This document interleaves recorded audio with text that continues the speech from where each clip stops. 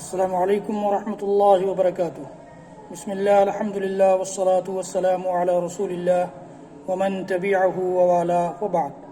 محترم بزرگوں، دوستو، اسلامی ماؤں اور بہنوں، شعبان کا یہ مہینہ چل رہا ہے اور شعبان کی 15ویں رات کے سلسلے میں کچھ مسلمانوں نے یہ عقیدہ پال لیا ہے کہ اس دن روحیں آتی ہیں، پرکھوں کی روحیں آتی ہیں۔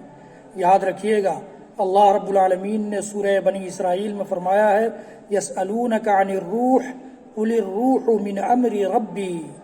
لوگ آپ سے اے نبی پوچھتے ہیں روح کے بارے میں، آپ کہہ دیجئے قل الروح من امر ربی کہ روح میرے رب کا معاملہ ہے، روح کے بارے میں مجھے پتہ نہیں ہے، مجھے علم نہیں دیا گیا ہے۔ وما اوتیتم من العلم الا قلیلا، تم سب کو تھوڑا علم دیا گیا ہے۔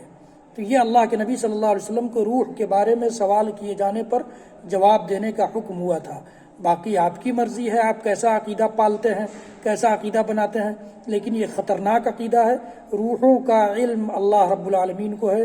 روحیں یہاں سے دنیا سے گزر جانے کے بعد اس دنیا میں واپس نہیں آ سکتی، وہ ان کی برزخ کی زندگانی ہے، اس میں وہ رہتی ہیں، اور جو جس طرح کی روحیں ہوتی ہیں اس طرح کا ان کے ساتھ معاملہ ہوتا ہے۔ میرے بھائیوں، میرے عزیزوں، میرے دوستوں، میری ماں اور بہنوں، صحیح عقیدہ پالیے، سچا عقیدہ پالیے، کتاب و سنت کا عقیدہ اپنائیے، اور اپنے آپ کو دنیا میں بھی کامیاب بنائیے اور آخرت کو بھی سنوار لیجیے۔ میری آپ سے یہی درخواست ہے، دردمندانہ درخواست ہے، مخلصانہ درخواست ہے۔ اللہ رب العالمین ہم سب کو کہنے سننے سے زیادہ عمل کی توفیق دے۔